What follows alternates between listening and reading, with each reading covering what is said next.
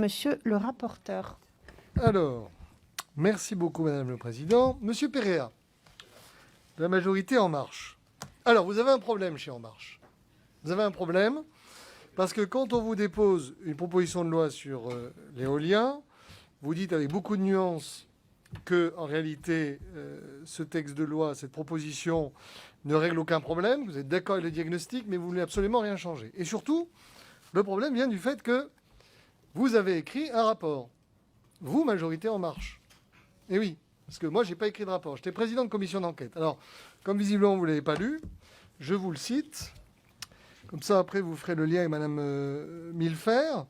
Lors de son audition par la commission d'enquête, M. Jean-François Carinco, le président de la CRE, ne s'en est d'ailleurs pas caché et a expressément convenu du fait que la transition énergétique et le développement des énergies renouvelables électriques ne sont pas réalisés dans le but de diminuer les émissions de gaz à effet de serre. Je ne vous cite pas le reste de la citation. Quant aux éoliennes, si elles n'émettent pas de gaz à effet de serre lors de leur production d'électricité, elles n'en demeurent pas moins une source globale d'émissions au cours de leur cycle de vie.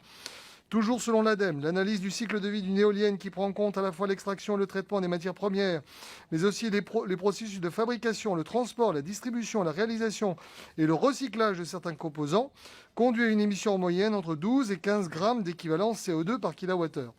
Un peu plus loin, il est dit qu'il apparaîtra que les énergies renouvelables consomment néanmoins plus de matières minérales et métalliques que les technologies de bouquet énergétique traditionnelles, ainsi qu'une plus grande variété de métaux.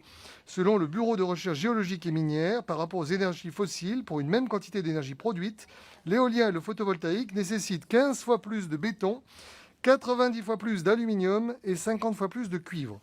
Je vous dis ça parce que je veux bien accepter tous les arguments, mais l'argument comme quoi on fait des éoliennes pour lutter contre le réchauffement climatique, ôtez-vous-le de la tête, ça n'est pas vrai. Ça n'est pas vrai, et ça n'est pas le président de la commission qui le dit, c'est un rapport de commission d'enquête bipartisan adopté par la majorité et par l'opposition.